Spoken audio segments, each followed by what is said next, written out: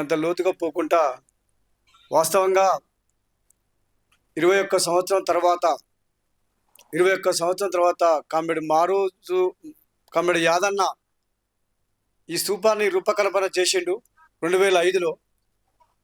ఆ తర్వాత రాజ్యము దీన్ని శాంతి స్తూపంగా మార్చి వేయడం జరిగింది. మళ్ళీ 21 సంవత్సరం తర్వాత పోయినసారి కొంచెం పూనుకున్నాము. ఆ తర్వాత కొన్ని ఇబ్బందుల వల్ల దాన్ని ఆపేసినాము.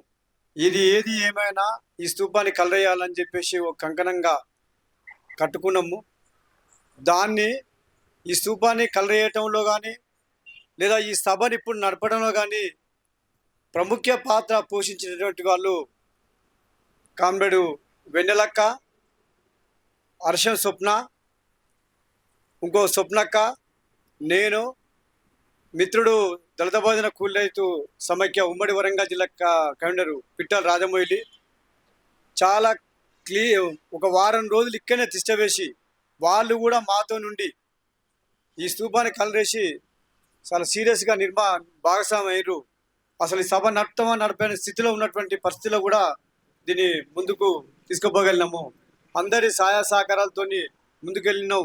ఈ అన్నిటికీ సహకరించినటువంటి ఈ ముగ్గురు అక్కలకి సిపిఎస్ఐ పార్టీ తెలంగాణ రాష్ట్ర కమిటీ తరఫున విప్లవాందనలు తెలియపరుస్తూ,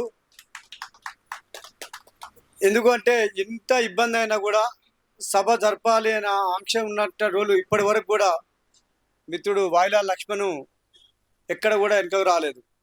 ఏదో రకంగా ఏదో రూపకంగా సహాయం చేస్తూ దాన్ని ముందుకు తీసుకుపోవటానికి ప్రయత్నం జరుగుతూనే ఉంటుంది, జరుగుతుంది కూడా. కాబట్టి అన్నగారు మాట్లాడినట్టుగా ముందే చెప్పేసారు కవిత గురించి మేము ఎందుకు కలిసినాము, ఏ అంశాల మీద కలిసినాము. సామాజిక తెలంగాణ, ఉచిత విద్య, ఉచిత వైద్యము, మా వాడలో మా రాజ్యము, అన్ని కులాలకు రాజ్యాధికారం అనే అంశం పైన తాను ఫైట్ చేస్తుంది. కాబట్టి ఆ అంశాలపైన తనతో కలిసి ప్రయాణం చేస్తాం తప్ప ఈ పార్టీని అమ్ముకోవడం కోసానికో ఈ పార్టీని ఇంకో రకంగా చేయడం కోసానికే కాదు. ఈరోజు కూడా ఒక మిత్రుడు మెసేజ్ పెట్టడం జరిగింది. అంటే ప్రజలకు సమాధానం చెప్పాలి, ఇట్లా చేసిరు అన్నది అన్నాడు. మేము ఒకటే చాలా స్పష్టంగా చెప్తున్నాం, మా వాడలో మా రాజ్యము ఏదైతే ఉన్నదో అది ఏ పార్టీ అయితే ఒప్పుకుంటుందో ఆ పార్టీతో కలిసి పనిచేస్తాం తప్ప మొత్తం సిపిఎస్ఐ పార్టీ రాజకీయాలను వదిలేసుకొని వాళ్ళ జపం చేసే వాళ్ళం మాత్రం ఇక్కడ సిపిఎస్ఐ పార్టీలో ఎవరు లేరన్నది తను గ్రహించుకోవాలని చెప్పేసి ఈ సందర్భంగా గుర్తు చేస్తున్నా.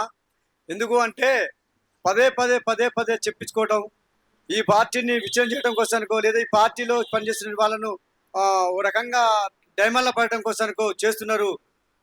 ఎందుకంటే అది పద్ధతి మార్చుకోవాలని చెప్పేసి ఈ సందర్భంగా వాళ్ళకి గుర్తు చేస్తూ, సూర్యాపేటలో కూడా కొత్తగూడెంలో ఇదే సందర్భంగాన్ని ఇదే వాదనలు వినిపించారు.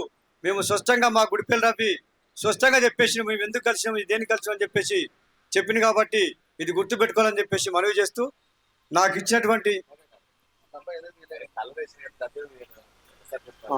సరే కామ్రేడ్స్ డబ్బా ఎందుకు తీయాలంటే వాస్తవంగా అది 85 ఫీట్లు, 65 ఫీట్ల మాత్రమే అది క్రెయిన్ వచ్చింది. అయినా లాస్ట్కు దాని కలరేషన్గా తీయాలని చెప్పేసి తాళ్ళు అవి కట్టెలు అన్నీ తీసుకొచ్చి సందులో పెట్టేసి దాంట్లో లేపుదాం అనుకుంటే అది 85 ఫీట్లు అంటే మినిమం 100 ఫీట్లు కావాలి అది లేపాలంటే. అట్లా దానివల్ల కొంచెం విఫలం చెంది, అంటే దాన్ని ప్రయత్నం చేసినాము. అప్పటికి లక్ష్మణ్ మేము వద్దన్నా కూడా తను పైకి ఎక్కి ఏదన్నా ప్రయత్నం చేద్దామని చెప్పేసి 100% 100కు తను ప్రయత్నం చేసిండు. కానీ మేమే చాలా సీరియస్గా గట్టిగా వరిసినాం.